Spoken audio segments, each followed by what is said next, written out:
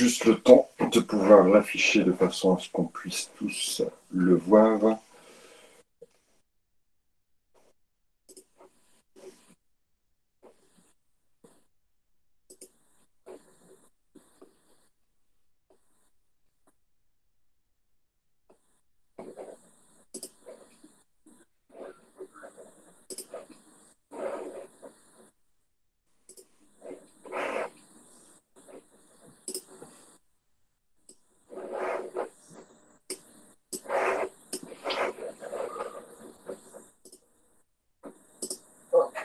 Voilà, je vais donc le projeter à l'écran pour que nous puissions en discuter.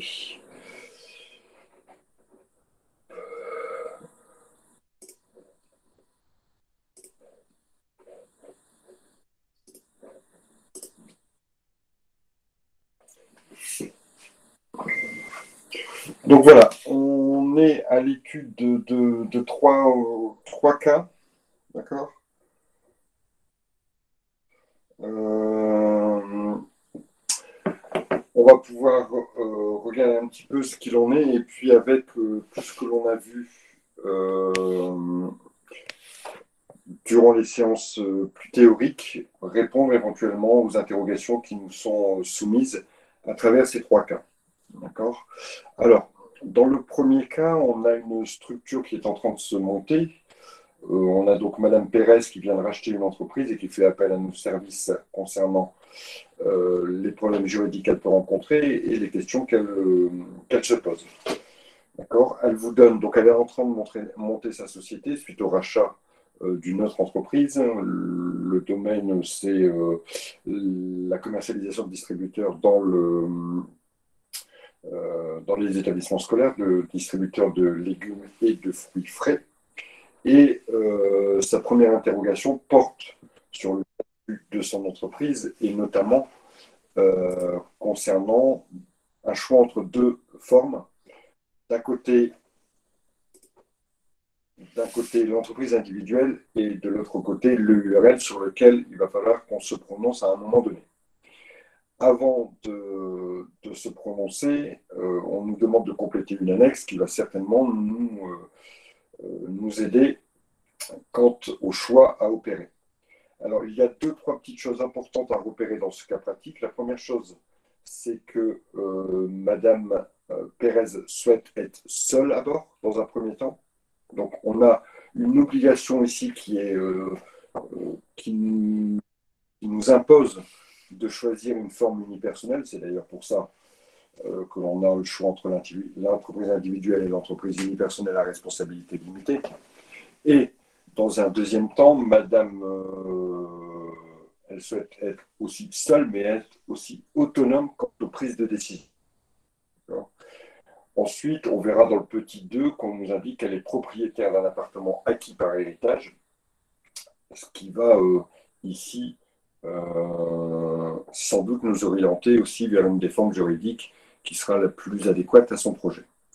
Donc, dans l'annexe, on vous demande voilà, de donner les avantages et inconvénients de chaque forme, en sachant que bien souvent, les avantages de l'une des formes sera donc les avantages, les inconvénients de l'autre et inversement. Alors, qu'est-ce que vous pourriez me donner comme avantage concernant l'entreprise individuelle?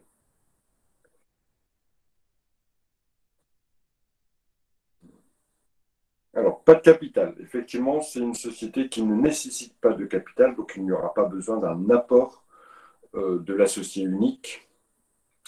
Plus facile à créer, effectivement, aussi. Plus facile à créer et je dirais même plus facile à gérer aussi. D'accord.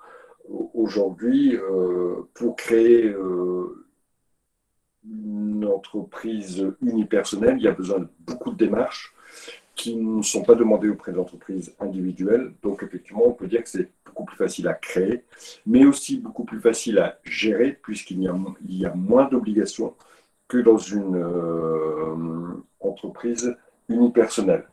Alors, pourquoi il y a moins d'obligations? Simplement parce que les entreprises individuelles n'ont pas les mêmes devoirs, par exemple, auprès du tribunal de commerce. Une entreprise unipersonnelle doit déposer tous les ans ses comptes auprès du greffe du tribunal de commerce, dont elle dépend, plus un PV d'Assemblée générale, plus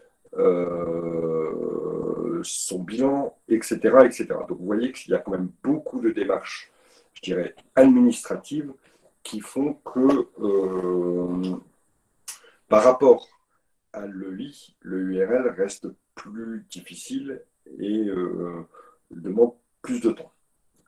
Donc l'entreprise individuelle, on va rester sur les avantages de l'entreprise individuelle, facile à créer, facile à gérer. Ça reste une structure unipersonnelle, ça répond à la demande effectivement de madame. Pas besoin d'un statut en soi, pas besoin, alors je dirais pas besoin de statut, de la rédaction de statut, ce contrat de société qui donne le mode de fonctionnement. Mais en soi, l'entreprise individuelle, Eline, l'entreprise individuelle est un statut. D'accord? Régime fiscal et social simplifié. Oui, mais le URL aussi. Oui, alors est-ce que c'est un avantage? Oui, allez, on peut le mettre. Dans tous les cas, bon, moi, j'y vois pas un avantage particulier, d'accord? Le simplifié, c'est un peu plus allégé que le régime réel normal. On a des déclarations trimestrielles de TVA, on a les obligations en termes de bilan qui sont plus restreintes que dans le régime réel normal, mais j'y vois pas un avantage excessif. Malgré tout, si vous parlez du régime réel simplifié, bon, on ne va pas vous sanctionner. D'accord? Intégration des bénéfices dans les revenus personnels. Oui, donc ça va soumettre au FEDI, ça va soumettre l'entreprise à l'imposition sur les revenus, puisque les bénéfices vont être réintégrés dans les revenus personnels. Encore une fois, est-ce que c'est un avantage, est-ce que c'est un inconvénient? On ne peut pas se prononcer là-dessus. Ça dépendra des bénéfices, ça dépendra des autres revenus personnels que peut avoir Mme Pérez, si elle est mariée, si elle a des enfants, etc. Je ne sais pas si c'est vraiment un avantage. C'est une des caractéristiques, mais je ne sais pas si c'est vraiment un avantage. Alors, on a fait à peu près le tour. Il y a peut-être une chose qui n'a pas été, citée dans le cours et dont on n'a pas parlé non plus, ou indirectement, c'est que, au contraire de l'EURL, l'EI, comme je vous l'ai dit, n'a pas besoin de déposer ses comptes auprès du tribunal. Ce qui est le cas de l'EURL, la SARL, etc. Ce qui fait que les comptes d'une entreprise individuelle ne sont pas visibles de ses concurrents. Alors qu'une EURL qui est obligée de déposer ses comptes auprès du tribunal, les comptes feront l'objet d'une parution sur Internet, sur les sites Infogreffe, sur les sites société.com, etc. Ce qui la rend un peu plus transparente, effectivement, mais ce qui donne une visibilité sur ses comptes, sa marge, son résultat, son bénéfice, son chiffre d'affaires, ce qui va donner une visibilité à ses concurrents. Donc je dirais que sur ce point-là, qui est vraiment très spécifique, d'accord, sur ce point-là, l'entreprise individuelle a un petit avantage, c'est-à-dire que les comptes ne seront pas à disposition sur Internet des différents concurrents. Alors, aujourd'hui, pour les URL, il existe quand même depuis 2-3 ans une petite option confidentialité qui permet aux EURL qui doivent déposer de pouvoir demander à ce que leurs comptes ne paraissent pas sur Internet dans certaines conditions. Bon, je pense qu'on a fait plutôt le tour de l'entreprise individuelle. Alors, on est seul, il n'y a pas besoin de mettre de capital sur la table, il y a des facilités au niveau de la constitution, mais aussi de la gestion. C'est vraiment ces 4 choses que l'on attendait. Les choses dont on a parlé après étaient des choses un peu plus annexes. Ensuite, maintenant, parlons des inconvénients de l'EI. Après, on passera à l'EURL, d'accord? Mais finalement, quelque part, on en parle déjà un peu. Parlons des inconvénients de l'EI. Pour moi, l'inconvénient, voilà. Donc, la responsabilité illimitée, d'accord? La confusion de patrimoine, qui rendrait disponible le patrimoine personnel de Madame Pérez au jeu des créanciers si jamais l'entreprise avait des difficultés. Le gérant est un TNS. Oui, oui. Mais encore une fois, c'est vraiment une vision des choses. C'est vraiment une vision des choses, mais vous pouvez l'indiquer. Ça ne serait pas faux dans tous les cas. J'ai une question sur l'impôt. Est-ce Oui, qu'il y a un avantage sur l'impôt sur le revenu ou l'impôt sur les sociétés, ou est-ce que pareil, c'est une question de point de vue, c'est pas une question de point de vue, c'est une question de de situation, je veux dire. voilà, de situation, exactement. C'est exactement ça. On ne peut pas se prononcer. Dans certains cas, ça sera un avantage. Dans d'autres cas, ça sera un inconvénient. Ça Donc, dépend. Pour moi, c'est neutre. Il ne faut pas en parler à ce niveau-là. On d'accord. vous compterait pas faux. Vous voyez, si vous avez un tableau inconvénient-avantage, ne parlez pas de l'impôt. Comme ne parlez pas du statut, parce que ça dépend vraiment de la personne. Pour certains, ça sera un avantage, parce qu'il y a moins de charges, mais il y a moins de, par exemple, de retraite. On l'avait dit pour le CNS. Le TNS n'a pas le droit au chômage, quoi, que le salarié non plus. Hein.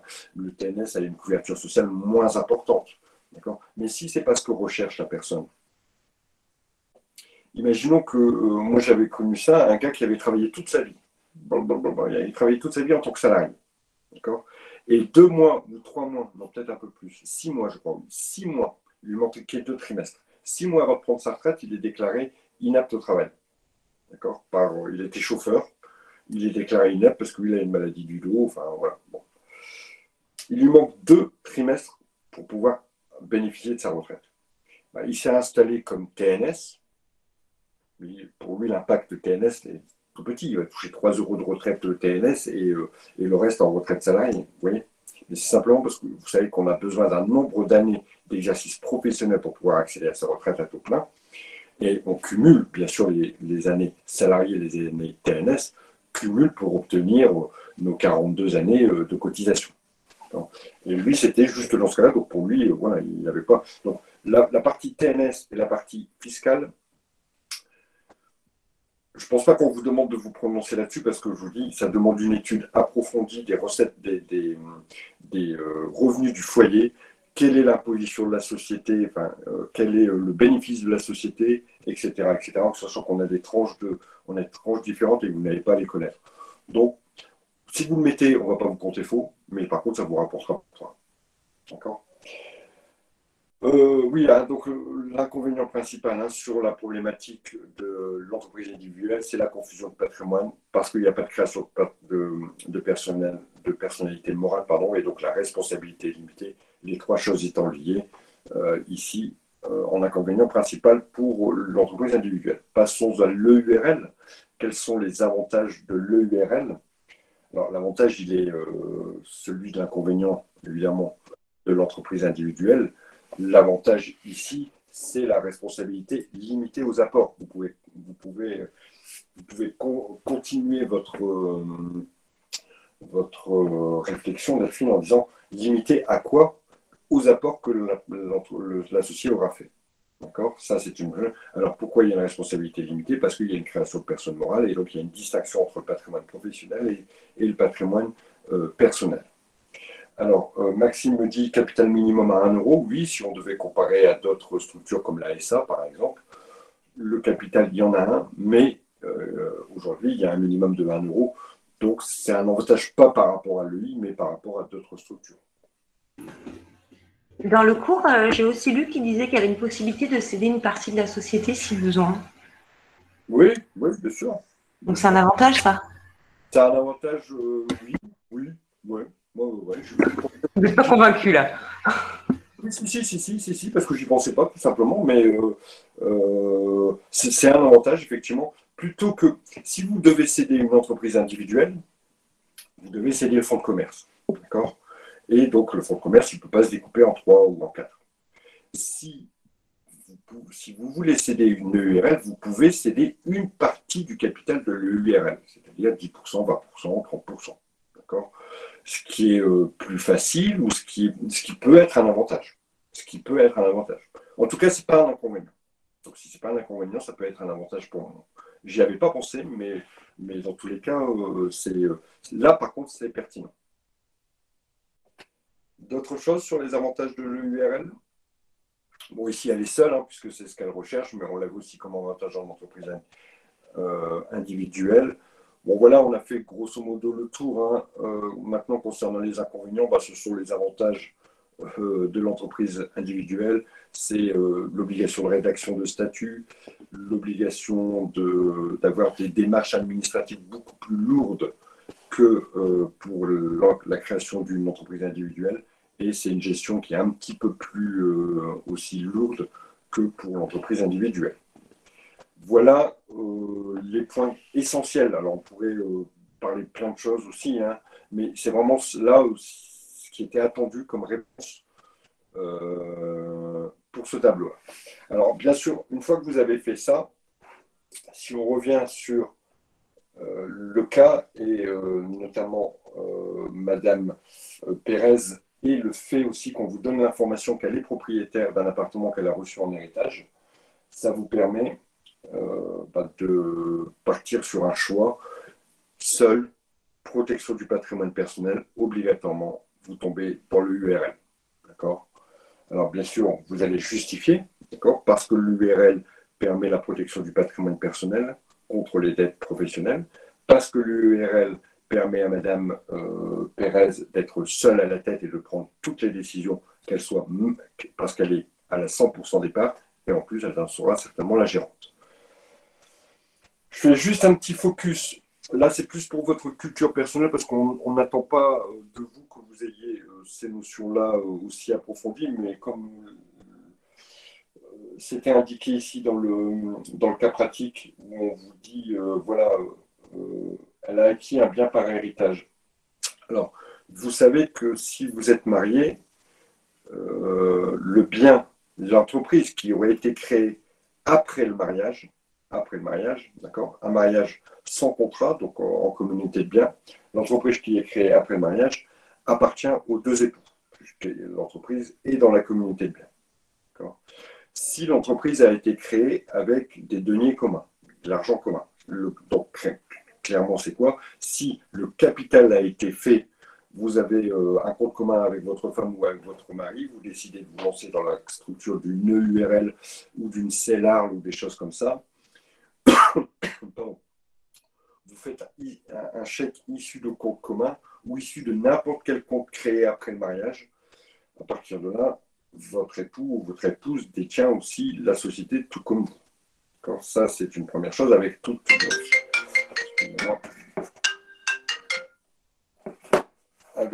les conséquences que ça peut avoir, sauf dans deux cas.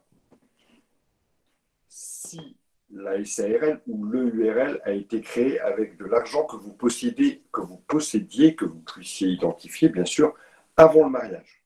Imaginons, avant de vous marier, vous aviez un livret A que vous avez gardé après le mariage, d'accord ? Donc ce livret A et l'argent qui était sur ce livret A vous appartient et ne tombe pas dans la communauté de biens une fois que vous êtes marié. Ça, c'est la première chose. Donc si vous faites un chèque ou vous faites un virement de votre livret A vers l'entreprise pour constituer le capital, à partir de là, votre époux ou votre épouse n'aura aucun droit sur l'entreprise. Ça, c'est la première chose. La deuxième chose, c'est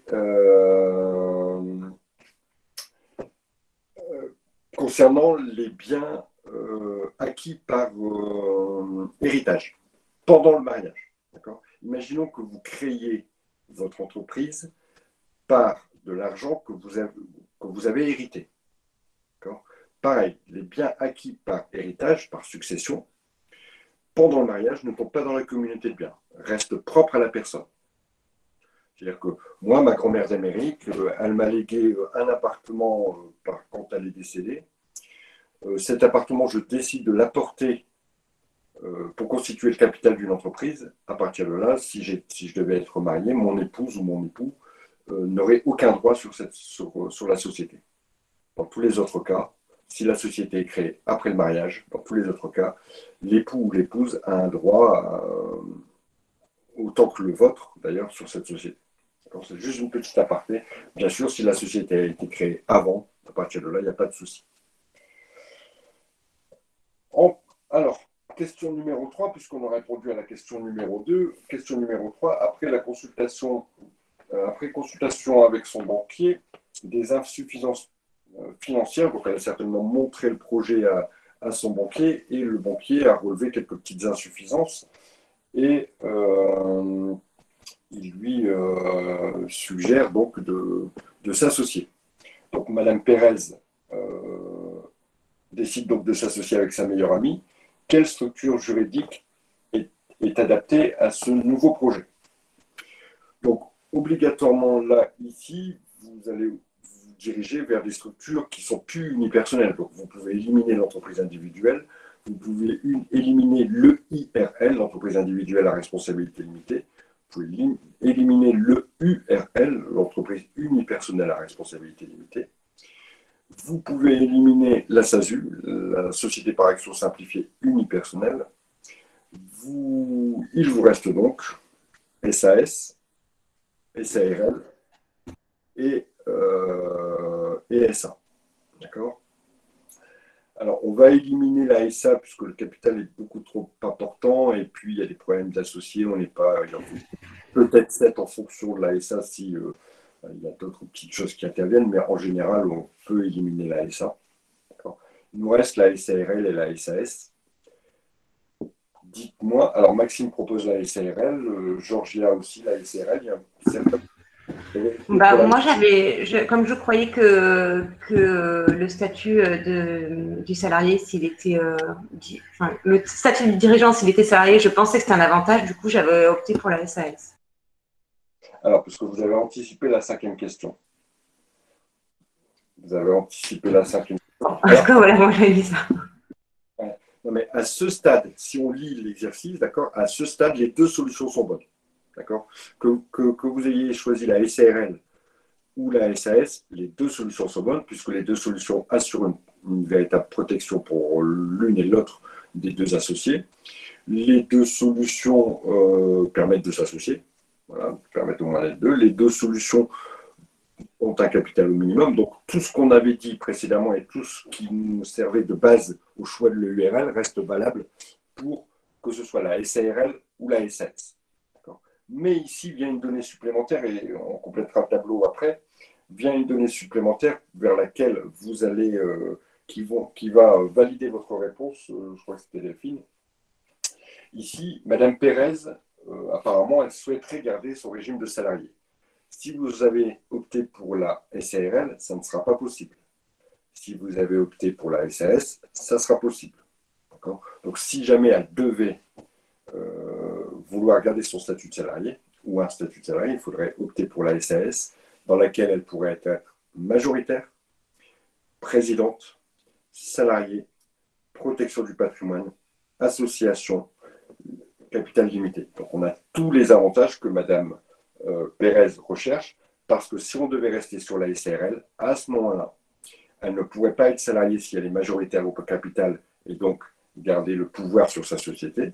Si elle voulait absolument être salariée, elle devrait être minoritaire ou égalitaire et donc perdre le pouvoir. N'oubliez pas qu'elle veut être autonome et assurer les prises de décision. Donc, on va pouvoir partir sur la SAS qui permet d'avoir tous les clignotants ouverts finalement dans la solution que l'on peut proposer à Madame. Voilà, et donc au niveau de la société, donc ça sera une SAS, une société par action simplifiée. Le capital est de 1 euro minimum. Le nombre d'associés est de 2 au minimum et illimité en termes de maximum.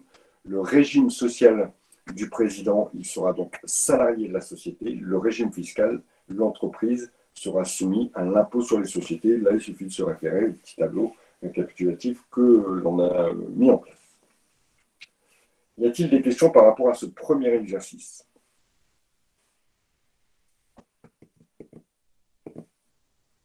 Pas de questions en particulier? Non. Oui, c'est vraiment l'exercice typique qu'on pourrait retrouver à l'examen. Sur un choix de société, alors c'est souvent la problématique du patrimoine que l'on cherche à protéger. C'est vraiment là, on est dans le cas typique. Voilà, on a déjà une solution. Ensuite, on vous dirige vers une solution. Puis après, on a des exigences supplémentaires. Et donc, on vient affiner notre démarche pour arriver jusqu'à un seul type ici. Alors, il se peut aussi que dans un sujet, on puisse aboutir à plusieurs types. On puisse aboutir à plusieurs types de sociétés, mais il suffit juste de faire un choix surtout. Pas dire on parle des merdes, ça sera SARL ou SAS, c'est sans problème. Non, mais on je réponds à vos questions, hein. On doit faire un choix et donner la justification de son choix. Alors, je réponds aux deux questions. D'abord, Vincent, pouvez-vous répéter le régime social et fiscal? Oui. Donc, dans la SAS, donc quand on parle de régime social, c'est le régime social du dirigeant. Hein, d'accord. Le président est salarié. Concernant le régime fiscal, celui de la société, donc la société sera soumise à l'impôt sur les sociétés. Ensuite, dans le cadre d'une SAS, quel doit être le pourcentage d'apport de la part de Mme Pérez pour être gérante? Alors, deux choses. Première chose, sur le vocabulaire, dans une SAS, ce n'est pas un gérant, c'est un président. Ça, c'est pas très grave. D'accord. Ensuite, il n'y a pas de condition d'apport en pourcentage pour être président salarié de la SAS. C'est ça vraiment la différence avec la SARL. La SAS, que vous ayez 1% ou 99%, si vous êtes le président, de la société, vous pouvez être salarié de la société. Président salarié. D'accord. Dans la SARL, qui est différente de la SAS, si vous voulez être salarié, il faut être minoritaire ou égalitaire au capital. Donc, Mme Pérez, dans le cas d'une SARL, ne pourrait pas détenir plus de 50% du capital si elle voulait être gérante salariée. Ce qui fait qu'elle n'a pas les rênes. Hein. Elle n'a pas les mains un peu liées par la personne qui aurait la majorité. Soit dit en passant, les solutions égalitaires sont pour moi de très mauvaises solutions. Vous pourriez être tenté demain, dans une CELAR, par exemple, qui a exactement le même fonctionnement que la SARL, mais pour l'exercice d'une profession libérale, ou dans une SARL, vous pourriez vous dire, ah bah je vais créer une société avec une copine de la fac, là, on vient toutes les deux d'avoir notre diplôme de diététicienne, on va monter une petite boîte et on va s'associer à 50-50, comme ça personne ne domine l'autre. Mais si personne ne domine l'autre, il n'y a personne qui prend de décision. J'ai vu comme ça des sociétés égalitaires où l'un voulait quelque chose. Imaginons à la fin de l'année, on a fait 100 000 euros de bénéfices. C'est l'assemblée des associés qui décide de la distribution. Qui décide, est-ce qu'on se les partage, est-ce qu'on les laisse dans la société, est-ce qu'on s'en partage une partie, est-ce qu'on laisse la totalité dans la société, est-ce qu'on prend la totalité et on part en vacances. Voilà. C'est l'assemblée des associés. Donc, la majorité, évidemment. À la majorité, évidemment. Imaginons qu'il y a un des associés qui veuille se partager les 50 000, les 10 000, les 100 000 euros, 50 000 chacun, et que l'autre associé, qui soit un peu plus fourmi ou écureuil, dise, ah ben non, ça serait mieux de rien prendre et de mettre de l'argent sur un compte pour que, voilà, enfin j'en sais rien, qui décide de ne pas distribuer parce qu'il est un peu plus, voilà. Et on n'est pas d'accord. On a 50-50. Comment on fait? À partir de là, on est bloqué. On est bloqué. D'accord. Et qui vient gérer le problème? Le juge. On se retrouve devant le juge. Le juge va pas régler le problème, il ne prend pas de décision, le juge. Il va nommer quelqu'un qui va prendre une décision dans l'intérêt de la société. Voilà. S'il n'y a pas forcément des besoins, il va dire bah non, c'est quand même mieux que les associés parce que ça rétribue leur travail aussi. S'il y a des besoins, il va dire bah non, c'est mieux de rester. Donc vous voyez, on arrive dans des procédures, quand on est sur des blocages comme ça à 50-50, on arrive dans des procédures qui se terminent devant les tribunaux et qui prennent du temps et qui prennent de l'énergie. Et on a bien d'autres choses. Quand on a sa petite boîte, hein, on a bien d'autres choses à faire que de passer sa vie dans les tribunaux. Et comme on ne veut pas aller dans le tribunal, peut-être qu'on va céder une fois, mais on ne cédera pas deux fois, ça mettra une bonne ambiance. Enfin, finalement, on ne met pas toutes les chances de notre côté. Il faut qu'il y ait malheureusement un majoritaire et un minoritaire. Voilà, c'est comme ça que ça doit fonctionner. De préférence, si c'est vous le majoritaire, c'est mieux. Alors, passons maintenant au cas numéro 2. On va retrouver à peu près les mêmes pas circonstances, mais les mêmes spécificités. On a donc Pierrine, se demande quel statut choisir pour son entreprise de vente de produits cosmétiques. Elle en sera naturellement la patronne. Donc ça veut dire qu'elle veut diriger. D'accord. Ce qui veut dire qu'elle veut avoir la majorité au capital et éventuellement assumer la direction effective de l'entreprise. Elle veut être salariée. Ça, deuxième information importante.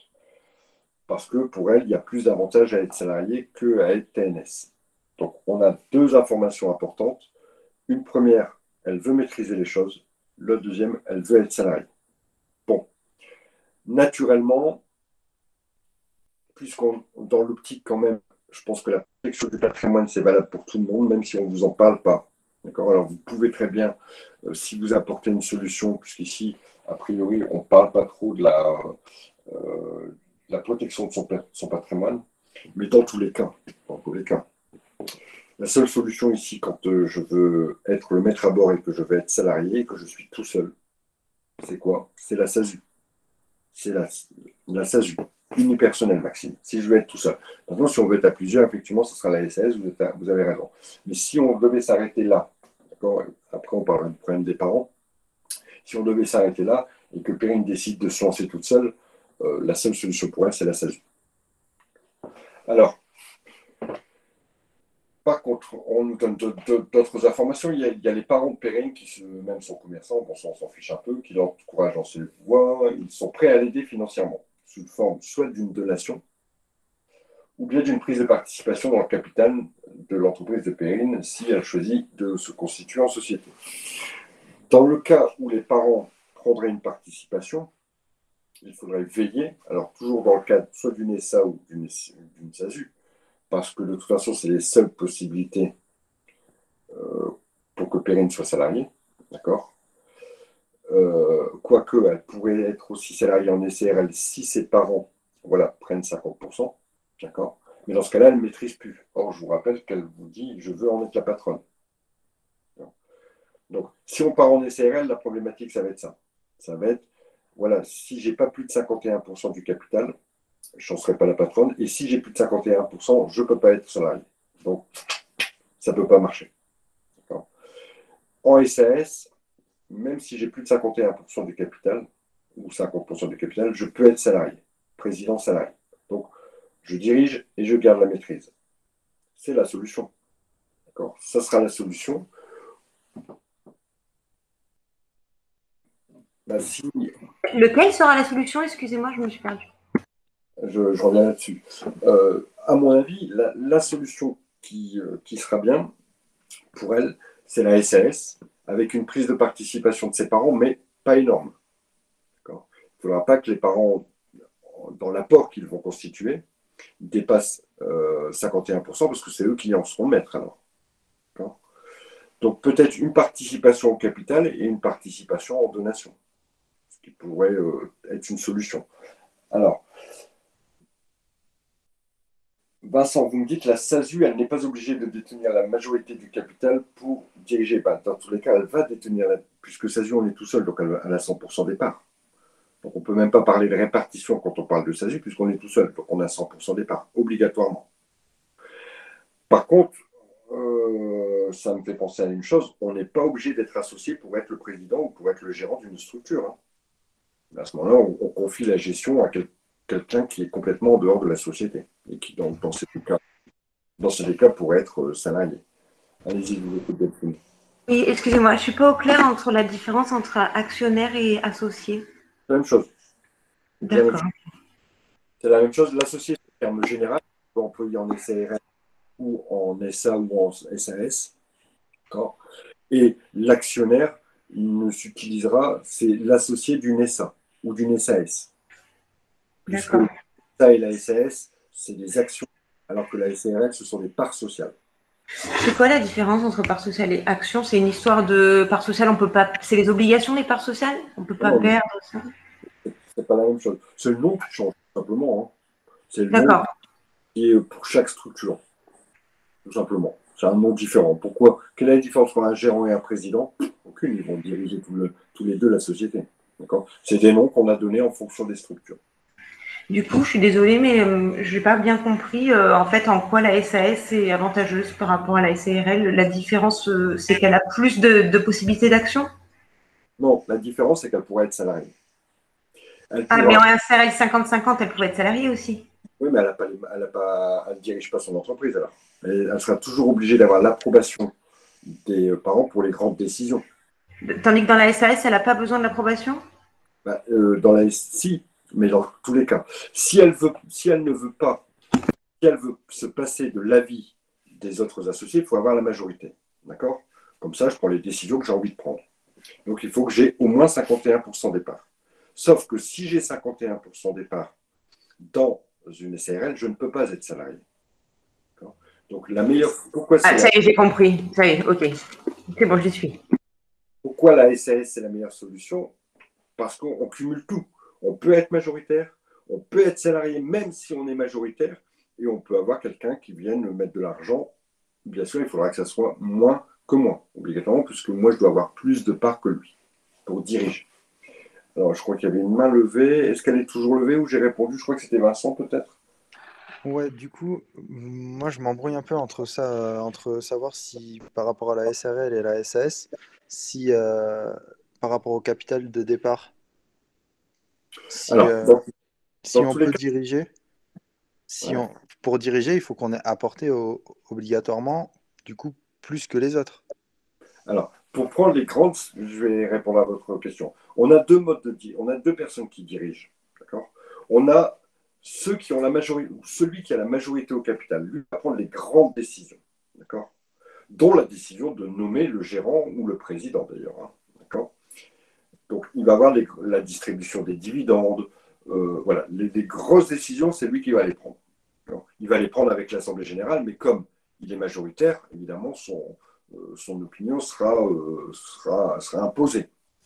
Ensuite, il y a celui qui dirige la société au quotidien, qui la dirige et qui la représente. D'ailleurs, ça peut être les mêmes personnes. Et lui, il ne va mettre en application que ce que le big boss a dit. D'accord. Est-ce que je réponds à votre question? Pour vraiment ces deux postes, celui qui a la majorité au capital, les grandes décisions, la distribution des dividendes, la situation du siège social, l'embauche, enfin la nomination du gérant ou du président. Voilà, c'est l'Assemblée générale qui est en charge de faire tout ça. Et donc, évidemment, ceux qui auront la majorité, ou celui qui aura la majorité, aura ce pouvoir-là, qui est le pouvoir le plus important. Ensuite, celui qui va diriger tous les jours, d'accord, en fonction de ce que lui aura dit l'Assemblée générale, c'est le gérant, d'accord, ou le président. Maintenant, ça peut être les deux mêmes personnes. J'ai la majorité au capital, donc je prends les grandes décisions, et je décide que, en plus, je ferai la gestion au quotidien. Donc, je serai le président ou le gérant. Parce que de toute façon, c'est la majorité qui nomme, et donc, je me nomme, tout simplement. Dans ce cas, exactement, dans le cas d'une SAS. Pas dans le cas d'une SRL, parce que ça, ce n'est pas possible. On ne peut pas être gérant et salarié. Enfin, on ne peut pas être majoritaire et gérant salarié. On sera majoritaire et gérant TNS. Or, elle veut être salariée. Voilà. Donc, vous voyez qu'il faut bien regarder ce qui se passe et les volontés. C'est surtout repérer les volontés. D'accord. On repère les volontés, on sait qu'elle veut être la patronne, donc elle veut tout diriger. On sait qu'elle veut être salariée. Et on sait qu'il y a les parents qui vont être là pour donner de l'argent. Donc, il faut articuler, trouver la solution qui permet de répondre à toutes les exigences qu'on vous fournit. Ça marche? Alors, je ne vous propose pas de traiter le cas numéro 2. On va traiter pas le cas numéro 3, mais le cas numéro 4 qui finalement va recouvrir beaucoup de choses du cas numéro 3, mais qui me paraît plus intéressant et qui va vraiment, là encore une fois, balayer un petit peu toutes les connaissances qu'on a pu acquérir pendant les cours pratiques. Alors ici, on a deux frères, d'accord, qui vont constituer une société. Ils ne savent pas trop encore vers quoi ils vont se diriger. Alors là, ce que l'on peut remarquer, c'est qu'un des deux frères va apporter pour 20 000 euros et l'autre va apporter pour 5 000 euros. On verra donc évidemment que celui qui apporte pour 20 000 euros est un peu plus avantagé puisqu'il sera majoritaire. L'apport se fait par un bien. C'est ce qu'on appelle un apport en nature. Une société peut être constituée par l'apport de biens ou par l'apport d'argent. En général, dans 99% des cas, c'est de l'apport d'argent, mais on peut tout à fait avoir un apport en nature, c'est-à-dire avoir un apport d'un véhicule. Ici, c'est un local qui a une valeur de 20 000 euros. D'accord. Donc ça, c'est Bama qui apporte ça, et son frère, lui, va apporter du numéraire, du cash, pour 5 000 euros. le capital de cette fameuse société va être constitué de 25 000 euros au total. D'accord? Bon, ils ont des biens chacun, donc on voit qu'il y a un patrimoine, donc on sait déjà d'avance ce qu'on va nous demander, hein, il va falloir protéger ce patrimoine. D'ailleurs, c'est leur demande, ils veulent ne pas être obligés de vendre leur bien en cas de difficulté. Donc voilà, à partir de là, on va répondre à cette série de questions qui va nous permettre de lever certaines incertitudes et puis surtout de répondre aux inquiétudes des différents associés. Première chose, on nous propose, on nous dit, voilà, est-ce qu'ils peuvent créer une SNC? Bon, a priori, rien ne s'y oppose. Il n'y a pas besoin. Il peut y avoir un capital, mais il n'y en a pas besoin. Dans une SNC, c'est pas un souci. Le capital n'est pas un souci. C'est quoi une SNC? Enfin, on l'a vu, la société en nom collectif? Oui, on l'a vu. Voilà, Maxime nous propose la réponse. C'est qu'en SNC, il y a une responsabilité illimitée. Est-ce que vous pouvez même aller un peu plus loin, Maxime? Elle est illimitée et solidaire.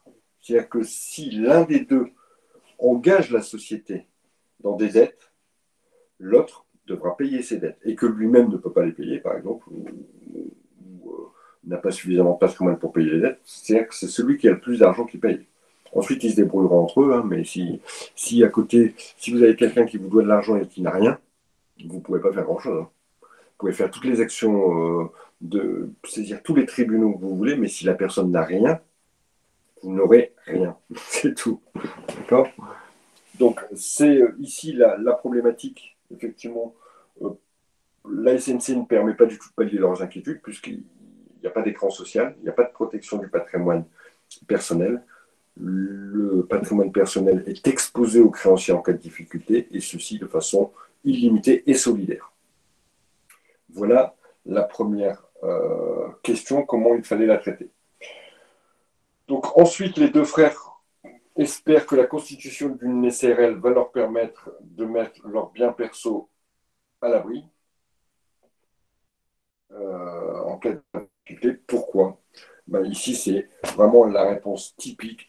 La création d'une personne morale par la constitution d'une société, d'une SRL, ou la constitution d'une SRL entraîne la création d'une personnalité morale avec son patrimoine propre, ce qui permet aux associés de n'être engagés éventuellement dans la couverture des pertes qu'à hauteur du capital qu'ils ont apporté. Par conséquent, leur patrimoine personnel sera protégé. Ils ne risquent que de perdre. Leur participation aux pertes sera limitée au capital qu'ils ont engagé à la constitution de la société. C'est-à-dire pour l'un 20 000, l'autre 5 000. Alors évidemment, l'un va perdre un peu plus que l'autre. Voilà la bonne réponse à cette question. Je répète, la constitution d'une SRL entraîne la création d'une personnalité morale. Cette personnalité morale a son patrimoine propre. Le patrimoine personnel des associés créateurs est ainsi protégé puisqu'il est distinct du patrimoine de la SRL.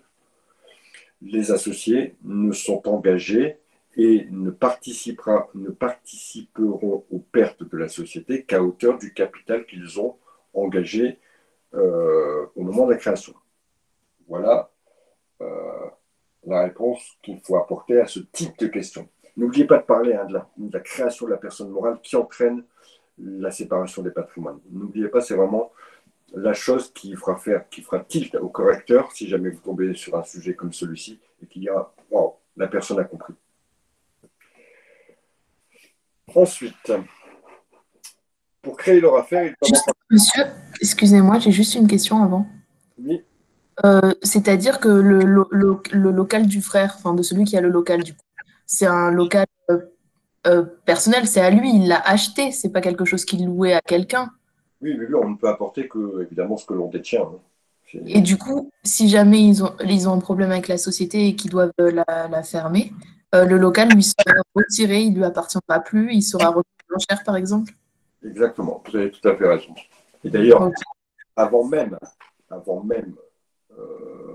cela, au moment où lui, il va dire, bah voilà, moi j'apporte pour la création de la société, hein, moi j'apporte à la société ce local, il y a un transfert de propriété, il n'est plus le propriétaire du local, c'est la société qui deviendra le propriétaire du local. D'accord, merci. D'accord. Et donc, pour vendre quelque chose, vous savez qu'il faut au moins en être propriétaire, ou sinon c'est du vol. Donc lui, il est propriétaire, il dit, bah, moi j'apporte ça, j'ai pas de sous, j'ai pas de liquidité, donc j'apporte ça, ça a une valeur de 20 000.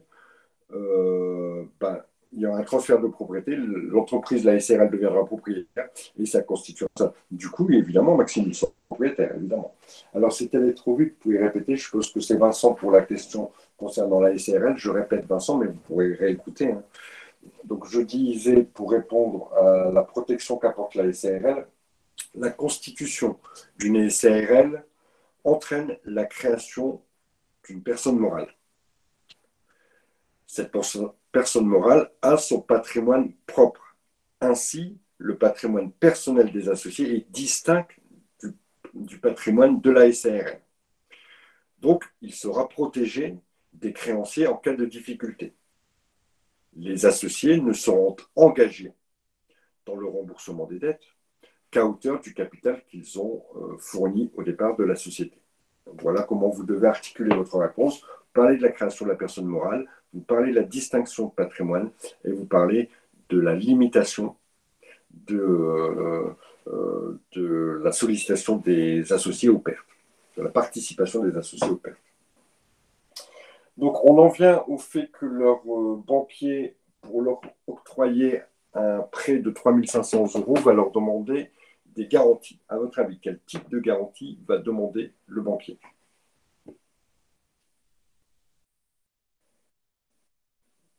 Le banquier, c'est lui qui sera payé en dernier s'il y avait un souci. Hein. D'accord. La société, malheureusement, ne fonctionne pas. Il y a 300 000 € de dette. On dit n'importe quoi, qu'on n'arrive pas à payer. On va vendre les actifs de la société, tout ce qu'elle possède. Et puis, on va commencer à payer le passif. D'accord. On va payer les salariés en premier, les impôts ensuite, les fournisseurs après, et ensuite, en dernier, on va payer le banquier pour les emprunts qu'il aurait octroyés à la société. Donc imaginez bien que le banquier, se retrouvant le dernier à être payé, bien souvent, il n'est pas payé, puisqu'il n'y a pas assez pour le payer. Donc, vous avez tout à fait raison, Maxime, Ophélie et Delphine. Effectivement, il va demander une caution par les créateurs. Il va demander est-ce que les créateurs se portent caution des emprunts que la société va faire. Caution, garant, que vous utilisiez. Alors, dans le milieu bancaire, on emploie plutôt le mot de caution, mais que vous employez le mot comme une assurance, ça va. Vous dites garant, ça va. Caution, ça ira. Hein, d'accord. Grosso modo, c'est ce qu'on appelle des sûretés. Donc, le banquier va simplement dire bah voilà, si la société ne paye pas, monsieur, c'est vous, à titre perso, qui devrez payer. Donc, si la Mais du coup, je comprends pas dans ce cas-là, finalement, alors les responsabilités finissent par être engagées. Moi, quand je disais caution, j'imaginais des entreprises de cautionnement, enfin je sais plus comment on dit, mais comme quand on fait un prêt immobilier, on a un cautionnement, quoi. Oui. Alors, il va exiger une caution. D'accord. Il va exiger une caution. Deux possibilités. Soit la caution est personnelle. À partir de là, alors juste sur le prêt, vous serez obligé de le rembourser vous personnellement si la société n'est pas capable de le rembourser. Mais juste sur le prêt, hein, on est bien d'accord. Ou vous trouvez une société qui va garantir votre emprunt, donc qui va vous servir de caution. Il en existe, hein, notamment, il suffit, si vous vous trouvez dans cette solution, de vous rapprocher soit des chambres de commerce ou soit des associations, des organismes qui aident à la création. Ils vont vous orienter sur des organismes qui aident les sociétés en matière de caution. Pour les femmes aussi, par exemple, je sais qu'il y a un fonds d'aide, il y a un fonds de garantie pour les femmes qui permet de ne pas avoir la caution sur son dos, mais de l'avoir, qu'une autre société prenne la caution. Alors bien sûr, elle va étudier votre dossier, elle va vérifier que tout ça vaut le coup, et elle va se porter caution, soit sur la totalité de l'emprunt, ou soit sur une partie de l'emprunt. J'ai une question. Une caution et un dépôt de garantie, c'est pareil? Non, c'est pas la même chose. Ça a la même finalité, D'accord? Mais ce n'est pas la même chose. Une caution, je dis que je paierai si l'autre ne paye pas. Voilà. Un dépôt de garantie, je donne déjà l'argent. Et si jamais il y a un souci, on se servira sur l'argent. D'accord? Vous pouvez faire un dépôt de garantie, par exemple, quand vous faites une location d'appartement. D'accord? Vous allez louer votre appart, le bailleur, le propriétaire, va vous dire, oh, bah voilà, je voudrais un dépôt de garantie, un loyer, une caution, hein, un loyer un dépôt de garantie d'un loyer. D'accord? Imaginons que votre loyer soit 300 ou 400 euros, vous allez donner 300 ou 400 euros. C'est juste une garantie, exactement comme la caution. Le but est le même. Hein. Le but, c'est de se faire payer quand à un moment donné, le débiteur principal ne peut pas ou ne veut pas payer. Donc, qu'elle soit déjà constituée par un fonds que vous avez versé, qu'elle soit constituée sur une personne, vos parents par exemple, qui peuvent vous supporter. Donc dans le cas bien souvent des loyers, des locations, il y en a deux de garanties. Il y a un, le dépôt de garantie que vous donnez à votre bailleur, et deux, éventuellement, la caution de vos parents. Donc lui, il s'est assuré par deux moyens distincts qu'il sera payé. On n'est pas obligé d'acquiescer comme on avait dit vendredi. Je ne comprends pas trop d'acquiescer à quoi, Maxime? Dites-moi ce que. On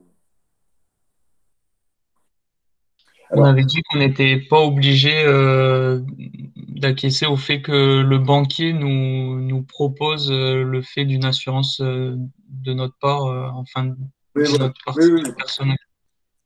tout à fait, bien sûr. Tout à fait. Mais le problème, c'est, enfin, évidemment, il n'y a rien d'obligatoire. Le banquier, il va dire, OK, moi, je vais vous passer 10 000 euros, monsieur, mais, enfin, je vais passer 10 000 euros à votre société, mais bon, votre société, c'est bien, mais je ne sais pas demain si ça ira bien, donc j'aimerais bien que vous portiez caution des paiements de votre société. Vous pouvez très bien lui dire, ah, ciao, bonsoir, hein, je vais voir ailleurs. Il n'y a aucun souci. Sauf que si vous lui dites non, je ne veux pas, il ne vous octroiera pas le prêt. D'accord? Il n'y a aucune obligation à se porter caution. C'est une demande du banquier pour se ménager une porte de sortie, quelque part. Mais si vous ne voulez pas, vous dites non, et puis c'est tout, vous allez voir ailleurs. Ou vous cherchez des moyens de cautionnement par des organismes, comme je vous l'ai expliqué. Alors, ici, deuxième question suivante. Quel inconvénient? Bon, on a vu que les inconvénients, évidemment, c'est que si la société est défaillante, ce sera l'associé qui s'est engagé caution perso pour pouvoir obtenir le prêt. On va passer rapidement sur la cinquième. Et ont-ils l'obligation de chercher d'autres associés? Ben non, ils sont déjà deux, il faut être deux minimum. Donc ça, il n'y a pas de souci par là. La somme de 25 000 euros est-elle suffisante pour créer une SRL? Oui, encore une fois, puisque évidemment, vous savez que c'est un montant qui est libre, mais qui est au minimum, mais qui existe, donc qui doit être au minimum de 1 euro, mais il est libre. On fait ce qu'on veut exactement le texte de loi, c'est les statuts fixent librement le montant du capital ou le montant des apports. Je ne sais plus, mais en tout cas, c'est la même chose. Mais dans tous les cas, ils existent les apports. C'est pour ça qu'on dit que c'est 1 euro minimum. Alors, ce capital, il va être partagé en parts de 200 euros. D'accord? Donc ici, Bama va recevoir, on fait 20 000 divisé par 20, donc il va recevoir, j'ai pas fait le calcul, mais il dépose 20 000 euros 20 000 par 100 parts. 100 parts. Et l'autre va recevoir 20 parts. D'accord? On fait simplement 20 000 divisé par des parts de 200 euros, donc il va recevoir 100 parts, et l'autre dépose 5 000 en parts de 200 euros, pardon. Il va recevoir donc 100 parts et 20 parts. Donc il y aura 120 parts au total. 25 parts, oui, exactement. Il y aura 125 parts au total. L'un va détenir 80% et l'autre va détenir 20%. Bon, sur des règles mathématiques relativement simples. Voilà, allez, on se dépêche. Il nous reste deux questions à traiter. Que se passera-t-il si toutes les parts sont réunies dans une seule main? C'est-à-dire si l'un des deux associés devait racheter les parts de l'autre et donc aurait éventuellement toutes les parts pour lui. Imaginons que celui qui détient 100 parts propose à son frère de lui dire tiens, tes 25 parts, j'aimerais bien te les racheter. Et que l'autre dise ouais, moi de toute façon, je pense arrêter, je voudrais me casser ailleurs, enfin peu importe. Il lui rachète ses 25 parts. Donc je crois que c'est Bama, posséderait les 125 parts et les 100% de la société. Oui, bien vu Ophélie, changement de statut, on devrait passer en EURL. Bon, ça se fait relativement simplement, puisque c'est la même chose, sauf qu'on est tout seul. Et là, c'est un fait, il est tout seul, au même titre que si on est en EURL et qu'on devait prendre un associé, le passage en SRL se fait assez facilement, sans trop de démarches. Dernière question, Bama vous fait part de son inquiétude, il soupçonne son frère de vouloir céder ses parts au bout de quelques années à un de ses amis qu'il vous confie ne pas apprécier. Cette inquiétude est-elle fondée? Alors non, cette inquiétude n'est pas fondée, si bien sûr ils ont choisi le statut de la SRL, puisque pour vendre ses parts, Barak devra demander l'accord, l'agrément de son frère. En fait, il doit demander l'agrément aux associés, mais là, le seul associé, ce sera son frère. Et que son frère pourra très bien lui refuser l'agrément, lui refuser l'autorisation de vendre ses parts, puisque les parts ne sont pas librement cessibles. Toutefois, s'il refuse qu'il vende ses parts, alors lui-même devra se porter acquéreur des parts. C'est une garantie aussi pour celui qui voudrait quitter la société et qui voudrait vendre ses parts. Si on lui interdisait de vendre ses parts à une autre personne, il faut bien qu'on lui trouve une autre porte de sortie. Donc, Bama, s'il veut refuser, il sera tout à fait en droit de refuser. De toute façon, son frère devra avoir son autorisation pour vendre, ça c'est une obligation. Et si il lui refuse cette autorisation, alors Bama devra se porter acquéreur des parts. Ou la société elle-même, mais en général, à ce moment-là, l'autre associé devient acquéreur des parts. L'actionnaire peut lui vendre ses parts n'importe comment. Non, il doit avoir aussi l'autorisation de tout le monde, en fait. On doit avoir l'autorisation de l'ensemble des associés. Donc pareil, Bama, lui, ne pourrait pas vendre ses parts sans avoir l'autorisation de son père. On doit avoir l'agrément de la totalité des associés. Y a-t-il des questions? Bon, vous voyez qu'on tourne toujours autour des mêmes thèmes. Il suffit de bien avoir en tête ces termes, les quelques petits critères sur les différentes formes de société, la spécificité de la protection du patrimoine par la création de la personne morale, les petits problèmes de capital, 2-3 petites choses sur les TNS et les SARL. Ce n'est pas un chapitre qui est compliqué. On a bien son tableau de tête. Et si on connaît les critères et la réponse aux critères en fonction de la société, on s'en sort assez facilement dans les études de cas. Voilà. Pas de questions? S'il n'y a pas de questions, on se retrouve demain. On va commencer le chapitre que vous avez à dispo depuis la semaine dernière sur les coûts complets. Bon, vous enflammez pas trop, parce qu'à mon avis, le premier cours, il sera théorique et il sera plutôt démonstratif sur la technique des coûts complets. Je ne pense pas que vous compreniez grand-chose juste à la lecture du cours. C'est un cours qui ne peut être fait qu'avec le complément de l'enseignement. De l'enseignement. Juste à la lecture, c'est pratiquement impossible, sauf si vous avez déjà des notions de comptabilité et de gestion, mais ça m'étonnerait. Ça marche. Allez, on se voit demain pour la suite et le début du cours sur les coûts complets. Allez, je vous souhaite une bonne soirée. Je vous dis à demain. Ciao.